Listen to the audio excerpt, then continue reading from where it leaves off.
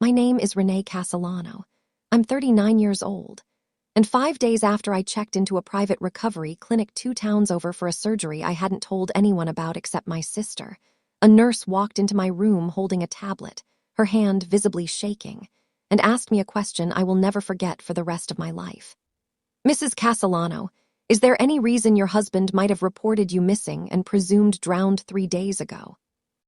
I remember staring at her, certain I had misheard, certain the pain medication was finally producing the strange, disjointed dreams the surgical team had warned me about. She turned the tablet toward me, and there, on a local news website, was my own face, a photograph Adam had taken at his cousin's wedding 2 years earlier, beneath a headline reading "Local woman feared drowned after vehicle found abandoned at Miller's Lake." My hands, still weak from surgery, could barely hold the tablet steady enough to read the article twice before the full shape of what my husband had apparently done settled over me with a cold, professional clarity I recognized instantly. Because identifying exactly this kind of fraud was, quite literally, my job. Before I tell you exactly what I found once I started pulling the threads on my own disappearance, and what happened when I walked back into my own life 5 days after my husband declared me presumed dead, tell me what time it is where you are right now and where you're watching this from. I want to know how far tonight's story travels. For the past 11 years, I had worked as a special investigations unit claims analyst for a major regional insurance carrier, a role that involved examining suspicious claims, accidental death filings, staged disappearances, arson, and every other creative method people occasionally attempt to extract money from a policy through fraud rather than legitimate loss. My job existed because insurance, at its core, depends on trust that can be exploited in remarkably predictable ways, and because someone needs to be paid to notice the small inconsistencies, a policy quietly increased 8 months before an incident, a beneficiary who seems oddly composed for someone supposedly grieving, a timeline that technically works, but only if you don't examine it too closely.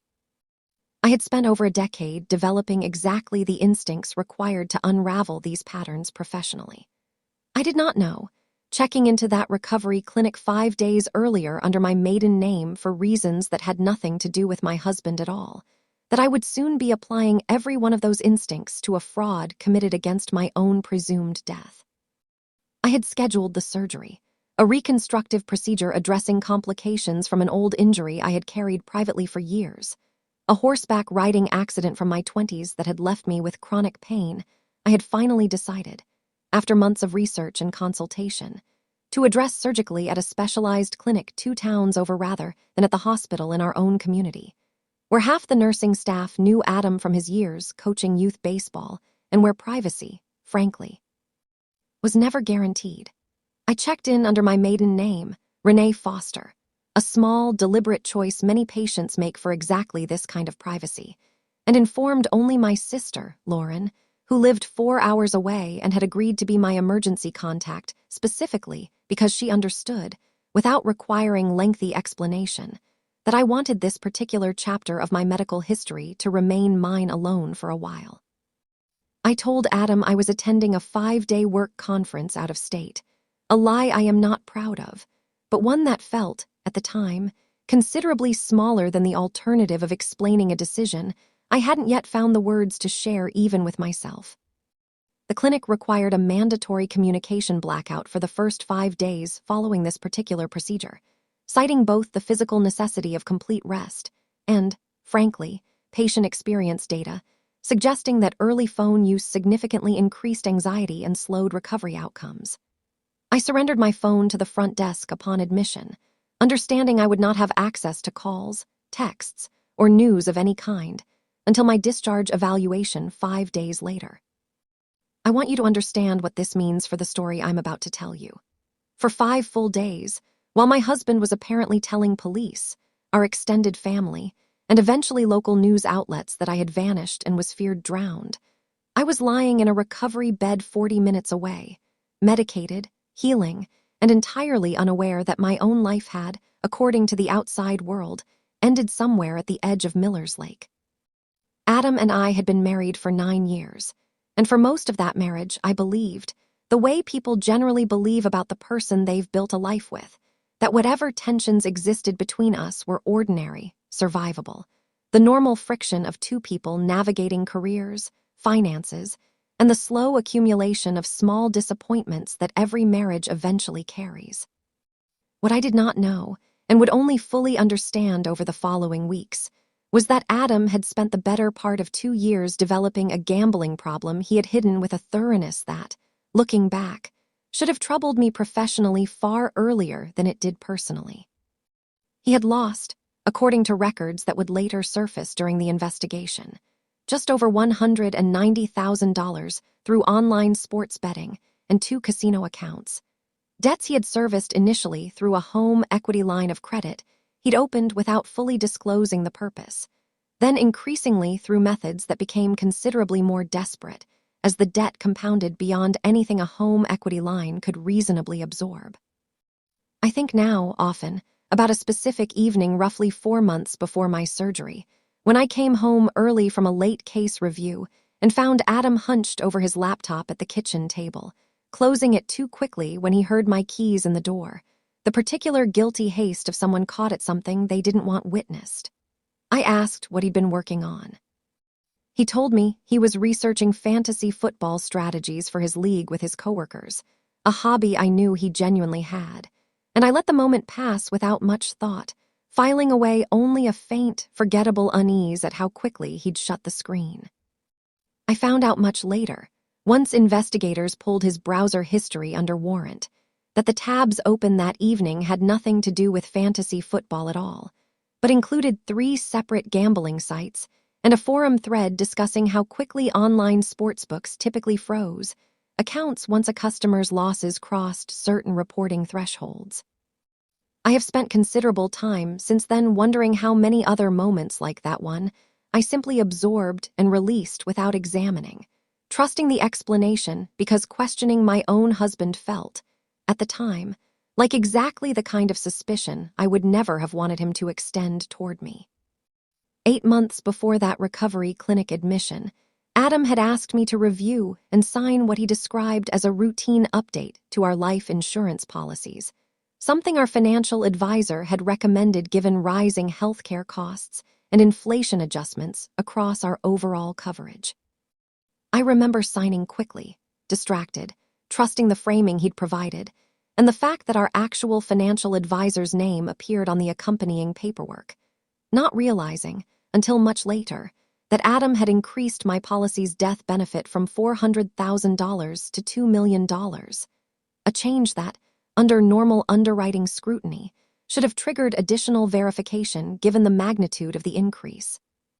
But that had passed through our policy's expedited digital renewal system due to what investigators would eventually determine was a combination of Adam's own detailed knowledge of underwriting thresholds, gained, with a specific bitterness I still find difficult to sit with, partly from conversations we'd had over the years about my own professional work, identifying exactly this kind of manipulation.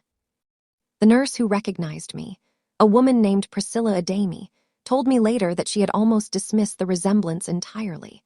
assuming it was simply a coincidental likeness rather than an actual match, until she pulled my admission paperwork and compared the driver's license photo on file.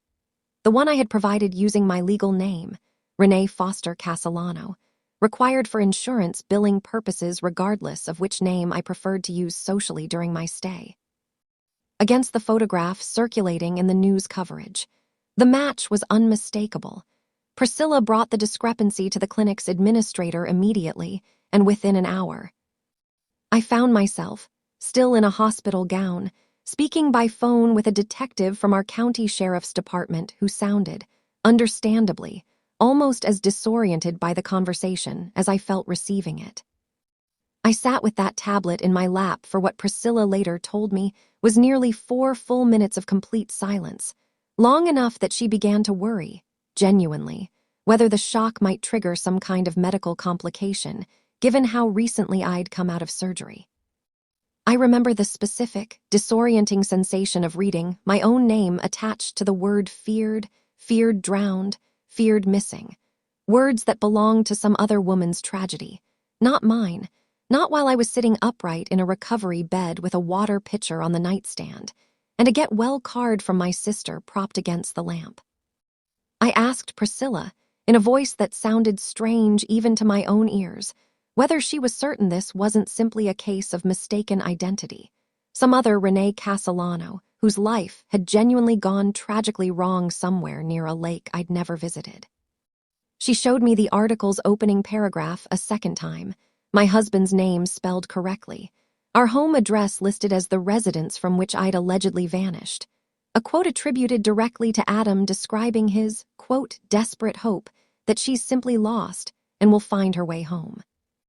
I read that quote 3 times before the room seemed to tilt slightly, not from any medication, but from the specific vertigo of understanding that the man being quoted, sounding so convincingly desperate to a local reporter, currently believed, as far as he knew, that I was exactly where he had planned for me to be, gone, unaccounted for, and eventually, presumably, declared dead in a manner that required no inconvenient body. Detective Marcus Ferreira explained, with the careful, measured tone officers use when delivering information they suspect the listener genuinely doesn't yet possess, that my husband had reported me missing 4 days into what he'd told everyone was my work conference, describing a pattern of, in his words, uncharacteristic distance and depression over the preceding months. He explained that my car had been located 2 days after the missing person report, parked at a boat launch near Miller's Lake, my purse, phone, and a handwritten note found inside. A note Adam had provided to investigators as evidence supporting a theory of self-harm or accidental drowning. I asked Detective Ferreira to describe the note. He read it to me over the phone, and I sat in that hospital bed listening to my own husband's fabricated version of my handwriting. A short, vague message about feeling lost and needing to disappear for a while, phrasing generic enough to support any conclusion investigators wanted to draw, but specific enough, apparently, to have convinced everyone in my life that I had either taken my own life or wandered into that lake by accident. I want to pause here and describe something that still unsettles me every time I think about it. I had never written that note. I had never been to Miller's Lake in the 2 weeks before my surgery. My actual car, the one I genuinely drove to the recovery clinic, was parked safely in that clinic's gated lot the entire time, verified, I would later confirm, by security camera footage timestamped continuously across all 5 days I was inside. Whatever vehicle investigators had found at that boat launch, and whatever note had been inside it, had been staged, deliberately and with considerable planning, by someone who understood exactly what kind of evidence would successfully trigger both a missing person investigation and, eventually, a presumed death claim against a $2 million life insurance policy. Detective Ferreira arranged for me to be interviewed formally the following morning. Once my discharge evaluation confirmed I was medically stable enough to travel, and asked, gently but directly, whether I had any reason to believe my husband might have staged this disappearance deliberately. I told him, with a specificity that clearly surprised him given how recently I'd learned any of this myself, that I worked professionally investigating exactly this kind of insurance fraud, and that I could already identify at least 3 elements of the case that matched patterns I had spent 11 years learning to recognize: a recently and substantially increased policy, a staged physical scene designed to suggest death without requiring an actual body, and a beneficiary, my husband, who stood to receive $2 million from a claim that would likely have been processed as an accidental death or presumed drowning once enough time passed without my body being recovered. A timeline insurers do sometimes accept with sufficient supporting evidence, even without a formal legal declaration of death, particularly when law enforcement's own theory supports the same conclusion. Detective Ferreira asked, before ending that first call, whether I wanted an officer present if I chose to contact Adam directly, since procedures around an active missing person investigation, even one about to be dramatically closed, required some care. I told him I wanted to make the call myself, alone, at least this first time. Adam answered on the second ring, his voice carrying the specific, practiced tremor of someone who had clearly been rehearsing exactly this kind of call for days, ready to perform relief and devastation in whatever proportion the moment required. "Renee," he said, his voice breaking convincingly. "Oh my God, Renee, is it really you? Where have you been? I've been out of my mind."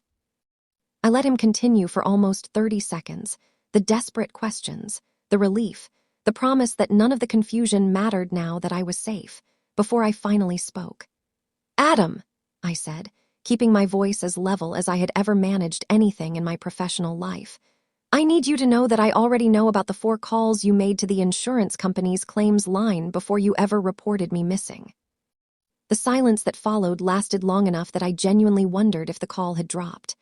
"I don't know what you're talking about," he said finally, but the practiced tremor was gone completely, replaced by something flatter, more careful, the voice of a man recalculating in real time exactly how much I already knew. "The burner phone, Adam," I said. "The rental car. The note you had someone forge in my handwriting. I work in fraud investigation." Did you actually think none of this would hold up to someone who does this professionally?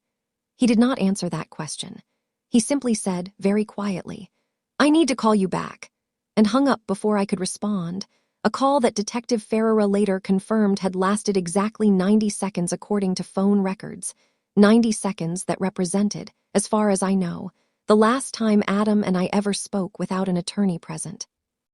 My sister Lauren arrived at the clinic within hours of learning what had happened, having been contacted directly by the police once they confirmed my identity, and I watched her face move through an entire spectrum of emotion in the span of a single visit. Relief that I was alive, fury on my behalf once she understood the framework Adam had apparently constructed, and finally, a kind of stunned, quiet horror as she began connecting details from recent months that, at the time, had seemed like ordinary marital stress rather than the visible edges of an elaborate plan. She reminded me that Adam had asked her, roughly 6 weeks earlier, seemingly in passing during a family dinner, whether I had ever expressed feelings of depression or hopelessness, a question she'd found strange at the time but had attributed to generic concern rather than what it now appeared to be, groundwork. I contacted my own employer's fraud investigation unit the following day, not to request assistance directly, since any involvement from me personally in a case where I was both the alleged victim and a policyholder created an obvious conflict of interest, but to formally recuse myself from any professional role in the case, and to ensure the investigation proceeded through entirely independent channels, rather than anyone assuming, incorrectly, that I might quietly manage my own fraud claim. My supervisor, a woman named Denise Whitcomb who had trained me during my earliest years in the unit, assigned the case to 2 of our most experienced SIU investigators, both of whom, I later learned, found the case almost surreally straightforward once they began examining it, precisely because Adam, confident that a body would never surface to complicate his narrative, had not anticipated needing his fabricated evidence to withstand scrutiny from investigators who understood insurance fraud patterns as intimately as I did myself. The unraveling, once it began, moved with a speed that still surprises me looking back, given how carefully Adam had apparently planned every visible element of the scheme. Forensic analysis of the handwritten note found in my staged vehicle revealed handwriting inconsistent with my own genuine writing samples in several specific, technical ways: letter spacing, pressure patterns, and pen lift sequences that a certified forensic document examiner testified were consistent with someone attempting to imitate my handwriting from reference samples rather than an authentic sample of my own hand. Investigators traced the vehicle found at Miller's Lake and determined it had been rented under a fabricated identity 2 days before my scheduled discharge, using a driver's license that, upon closer forensic examination, had been digitally altered from a template Adam had apparently purchased through an underground online service specializing in exactly this kind of identity fraud, a service investigators discovered only because Adam's search history, recovered under warrant from his personal laptop, included visits to that same service dating back nearly 3 months before my surgery. Lauren told me, gently and only once I felt strong enough to hear it, that a candlelight vigil had been organized 2 days before I was found, held at the community park near our house, nearly 60 people gathering with photographs and flowers, several of them coworkers and neighbors I'd known for years, standing in the cold reciting hopeful, tearful words about a woman who was, at that exact hour, sleeping soundly 40 minutes away under mild sedation. Adam had spoken at that vigil, Lauren said, his voice cracking at exactly the right moments, thanking everyone for their support and asking the community to keep praying for my safe return. Someone had recorded portions of it on their phone, and the clip had circulated locally before eventually being pulled once the truth emerged. But not before I was shown, weeks later. A single frame from that footage, Adam standing at a small podium, illuminated by dozens of candles. An expression of grief so convincing that I found myself, watching it, briefly doubting my own memory of our marriage, wondering whether some part of that grief might have been genuine even as I knew. With absolute certainty that the underlying story he was grieving had never actually happened. I have still, to this day, never watched that clip in full. I don't think I need to understand my husband's performance any more intimately than I already do. Adam's mother, Carol, called me 3 days after the forensic findings became public record, and I almost didn't answer, uncertain whether the call would bring another round of the disbelief and deflection I'd already absorbed from 2 of Adam's closest friends, both of whom had initially suggested, gently but unmistakably, that surely there was some explanation, some misunderstanding, that a man they'd known for decades couldn't possibly have done something this calculated. Carol's voice, when I finally answered, carried none of that hopeful denial. She told me she had raised Adam alone after his father left when he was 9, had worked 2 jobs to keep him in the same school district through his entire childhood, and had spent the days since his arrest lying awake, trying to identify the exact moment her son became someone capable of what the evidence now clearly showed he'd done. "I keep thinking about the wedding photo," she said, her voice breaking in a way that felt entirely unrehearsed, unlike her son's performance on the phone days earlier. "He used my photo of the 2 of you at his cousin's wedding for the missing poster. My photo, Renee. I gave him that picture because I loved how happy you both looked." I didn't have an answer that could comfort either of us, so I simply told her the truth, that I didn't blame her, that whatever had shaped Adam's choices belonged to him alone, and that I hoped she could find her own way through grieving a son who was, in the most literal sense, still alive, but who she was clearly beginning to understand she had never fully known. She thanked me, quietly, for taking her call, and told me, before hanging up, that she intended to testify honestly if the case required it, regardless of what that honesty cost her relationship with her only child. The financial trail proved even more damning than the physical evidence.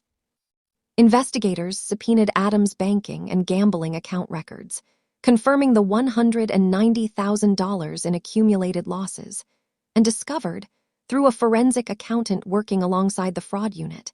that Adam had contacted our life insurance carrier's claims department directly, using a burner phone purchased with cash, 4 separate times during the 5 days I was hospitalized.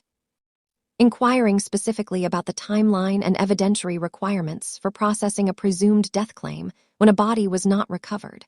Calls that, investigators confirmed through the carrier's own recorded call logs, had occurred nearly 48 hours before he ever formally reported me missing to local police. Evidence that established, with a clarity no defense attorney could meaningfully dispute,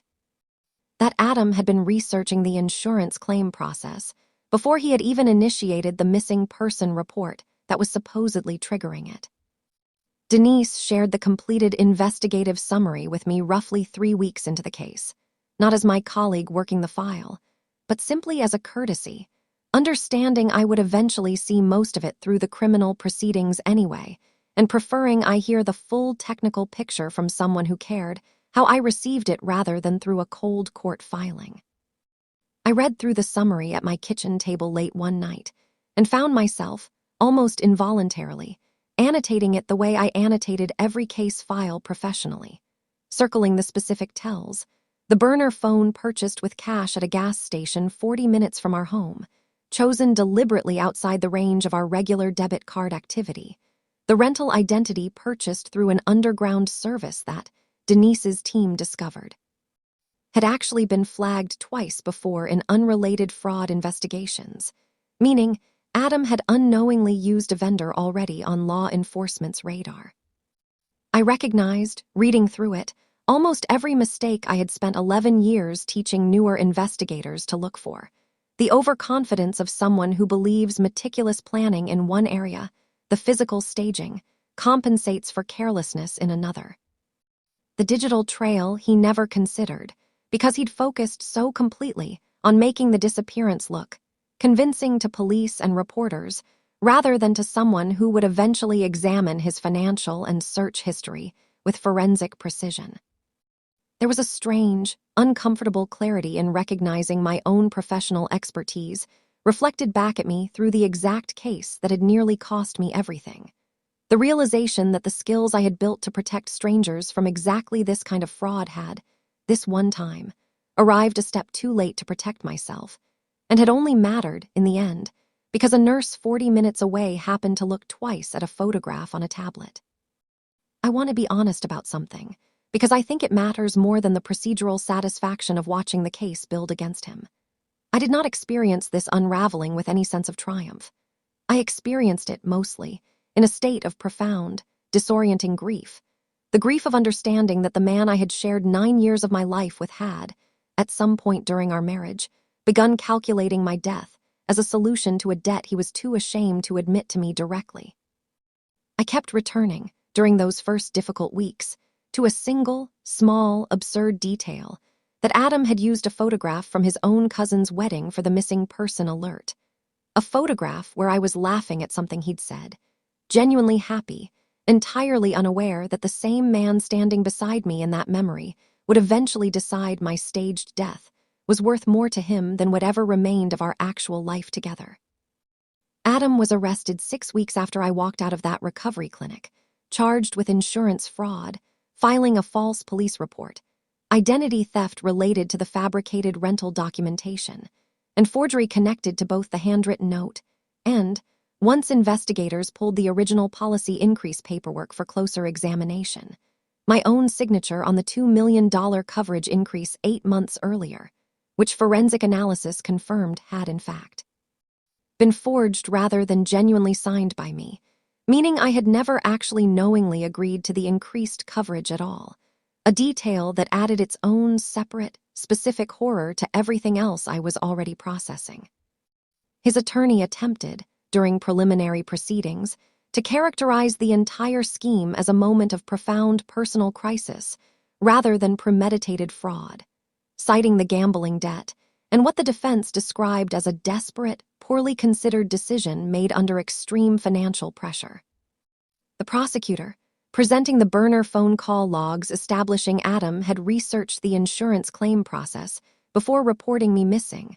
along with the professionally forged rental identity and handwriting sample, argued successfully that desperation does not typically produce this level of methodical, multi-step planning, and the court largely agreed, denying a significant reduction in charges. I attended the plea hearing in person, despite Odalys advising me I wasn't required to, because I needed, for reasons I couldn't fully articulate even to myself, to watch Adam say the words guilty out loud rather than simply reading them later in a court document. He looked smaller than I remembered him, seated beside his attorney in an ill-fitting suit, and when the judge asked whether he understood the charges against him, insurance fraud, filing a false police report, forgery, identity theft, he answered yes to each one in a flat, quiet voice that bore no resemblance to the trembling, desperate man who had once begged a local reporter to help find his missing wife. Before sentencing, the judge asked whether Adam wished to make a statement. He stood, turned partway toward the gallery where I sat beside Lauren, and said that he was sorry, that the gambling debt had made him feel like he had no options left, that he had never actually wanted anyone to believe I was dead, only that he'd needed enough time and enough evidence to make a claim work before anyone questioned it closely. I remember thinking, listening to that statement, that it was the most honest thing he had said since this entire ordeal began, and also the most damning, because a man who never wanted anyone to believe I was dead does not fabricate a suicide note, rent a vehicle under a false identity, and place my phone and purse at the edge of a lake. The judge, reading the same contradiction I heard, noted in her sentencing remarks that genuine remorse and calculated self-interest are not mutually exclusive, and that the court's obligation was to weigh the second far more heavily than the first. I filed for divorce the same week Adam was formally charged, a process complicated considerably by the fact that our shared financial life, our home, our joint accounts, even our wedding photographs, now existed inside the strange, unresolved space of a marriage where one spouse had legally and financially treated the other as already dead. My attorney, a careful and unflappable woman named Odalise Marchetti, told me during our first consultation that she had handled complicated divorces for over 20 years, but had never once encountered a case where the central asset dispute revolved around a fraudulent presumed death claim rather than ordinary marital property. The divorce proceeded, ultimately, without significant contest, since Adam's mounting legal defense costs and the overwhelming evidence against him left little practical room for him to fight the property division meaningfully, and I retained our home outright, along with full separation from any joint accounts that had, I discovered during the financial disclosure process, been quietly drained considerably further than even the gambling losses alone accounted for. Evidence suggesting Adam had also been diverting smaller amounts over recent months, specifically to fund the logistics of the staged disappearance itself.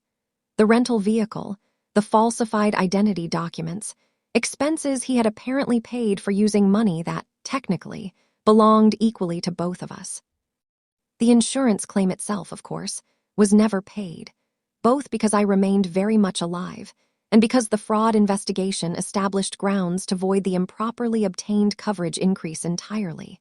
restoring my policy to its original, legitimately underwritten $400,000 benefit. A benefit that, I want to note with a specific, dark irony, I still find difficult to fully articulate, now names my sister Lauren as sole beneficiary. Rather than the husband who had once calculated, with methodical, burner phone precision, exactly how much my death would be worth to him. Adam ultimately pleaded guilty to reduced charges in exchange for a shorter sentence, avoiding a trial that would have required me to testify at length about the marriage itself, rather than simply the mechanics of the fraud. A trade I was, honestly, relieved to accept given how exhausted I already felt by that point. He received a sentence of 6 years, with the possibility of parole after serving a portion determined by the court, along with a restitution order covering the considerable investigative and legal costs the fraud had generated across multiple agencies. A debt that, given his existing gambling losses, he will likely be repaying in some structured form for the rest of his working life. Rebuilding my sense of trust in ordinary social situations took considerably longer than the legal proceedings themselves, a fact I hadn't fully anticipated during the immediate, adrenaline-driven weeks following my discharge. I found myself, months later, at a friend's dinner party, suddenly unable to follow a conversation after someone mentioned, entirely innocently, that their own spouse had recently updated their life insurance policy, my chest tightening in a way that had nothing to do with the actual, benign context of the remark. My closest friend from college, Nadia, noticed the shift in my expression and quietly steered the conversation elsewhere without ever needing an explanation, a small kindness that meant more to me than she probably realized. I started seeing a therapist who specialized in trauma related to betrayal and coercive control, and found, slowly, that numbing the specific texture of what I'd experienced, not simply infidelity or ordinary divorce, but a calculated construction of my own death, helped me separate the actual danger, which had passed, from the generalized hypervigilance that lingered in its place, the instinct to double-check locks, to feel a flicker of panic whenever my phone battery died in public. To wonder, uselessly, what other ordinary moments in our marriage had secretly been reconnaissance for something I never saw coming. I returned to my job at the insurance company roughly 2 months after everything settled into its new, strange normal, and I want to be honest that walking back into that building, into the exact department that had built the case unraveling my own marriage, required a specific kind of professional compartmentalization I had never previously needed to apply to my own life. Denise, my supervisor, offered me an extended leave if I needed it, and part of me genuinely considered taking her up on it. But I found, once I actually sat back down at my desk and opened my first new case file, something unexpectedly steadying in the work itself. The reminder that the patterns I had spent 11 years learning to recognize existed precisely because people are, distressingly often, capable of exactly what Adam had done to me, and that identifying those patterns, protecting the next policyholder from a spouse or business partner calculating their death as a solution, felt, for the first time in months, like something worth getting out of bed for. Lauren moved in with me for the first several weeks after I returned home, partly out of practical necessity, while I sorted through which parts of the house still felt safe to occupy alone, and partly, I think, because neither of us fully trusted the silence of that house yet, the specific quiet of rooms where someone had once quietly researched how much your absence would be worth. We have, since then, developed a closeness that, while born from something genuinely traumatic, has become one of the most stabilizing relationships in my life. A sister who, without ever saying it directly, made clear through action rather than words that she would always choose believing me over believing a convenient story. I visited Priscilla Adami at the recovery clinic roughly 6 months after everything settled, bringing a small gift I'd agonized over choosing, something that could never adequately capture what her single moment of attentiveness had actually meant for the rest of my life.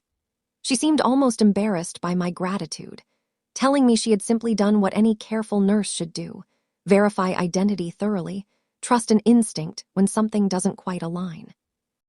I told her that instinct had saved me from a fraud that would have permanently altered the entire remaining course of my life, whether or not it would have eventually been discovered, and that I intended, going forward, to make sure every training I gave to newer fraud investigators included her story as a reminder that the systems meant to catch this kind of scheme depend, ultimately, on individual people choosing to look twice rather than accepting the easier, more convenient explanation. She hugged me before I left, and told me she thought about that day often too, mostly grateful she'd trusted the discrepancy instead of dismissing it as coincidence the way it would have been so easy to do. I drove out to Miller's Lake once, alone, almost a year after everything happened, a visit I hadn't planned in advance so much as simply found myself making one quiet Saturday morning when the house felt too still to stay inside it. I stood at the same boat launch where investigators had found the staged vehicle, the same stretch of shoreline that had, for several days, represented the entire fabricated scene of my supposed death to everyone who loved me. The lake itself was unremarkable, calm, ordinary, entirely indifferent to the role it had briefly played in my life. I did not feel triumphant standing there, and I did not feel particularly healed either, only a kind of quiet, settled clarity. The understanding that this place had never actually held any part of my story at all, that the real version of events had been unfolding the entire time 40 minutes away, in a recovery bed, healing, alive, waiting for someone to simply notice the truth. I still think, more often than I probably should, about that 5-day window, lying in a recovery bed healing from a surgery I'd kept entirely private, while an entire fabricated version of my death unfolded without my knowledge 40 minutes away. I think about how easily that timeline could have gone differently, if Priscilla Adami had simply dismissed the resemblance as coincidence, if my discharge had been scheduled a few days later, if the clinic's privacy protocols had been even slightly less thorough about verifying legal identity, alongside the name I'd chosen to use socially during my stay. I do not know, honestly, how long it might have taken for the truth to surface if that one nurse hadn't looked twice at a photograph on her tablet and trusted her own instinct that something didn't add up. So here is the question I still find myself sitting with, months later, having rebuilt a version of my life that looks almost nothing like the one I left behind when I checked into that clinic. If the person who was supposed to love you most began quietly calculating what your death might be worth to them, do you think you would have noticed the small signs beforehand, the increased policy, the strange questions to your sister about depression, the burner phone left charging in a drawer? Or do you think, like me, you might have missed every one of them until someone else's careful attention finally connected the pattern for you?